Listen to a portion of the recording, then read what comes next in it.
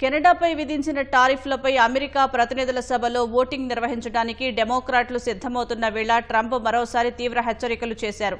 America కెనడాలను కలిపే వంతెనను ప్రారంభించకుండా అడ్డుకుంటారని చెప్పారు. కెనడా చైనా మధ్య వాణిజ్యం పెరిగితే కెనడియన్లు ఐస్ హాకీ ఆడకుండా నిషేధం విధిస్తానని ఒక వింతైన వాదనను తెరపైకి తెచ్చారు. అమెరికాకు కెనడా దశాబ్దాలుగా అన్యాయం చేస్తోందన్న ట్రంప్ మిచిగాన్లోని డెట్రాయిట్ను ఆంటోరియాలోని విండ్సర్తో కలిపే గోర్డీ హోవే అంతర్జాతీయ వంతెన ప్రారంభోత్సవాన్ని అడ్డుకుంటారని హెచ్చరించారు. అమెరికాకు రావాల్సిన పరిహారం చెల్లించి గౌరవంగా ప్రవర్తించే వరకు ఈ వంతెనను తెరవడానికి అనుమతించబోనని సామాజిక మాధ్యమంలో పోస్ట్ చేశారు. చైనాతో కెనడా ప్రధాని మార్క్ కార్నీ వాణిజ్య ఒప్పందం కుదుర్చుకోవడాన్ని ట్రంప్ వ్యతిరేకిస్తున్నారు.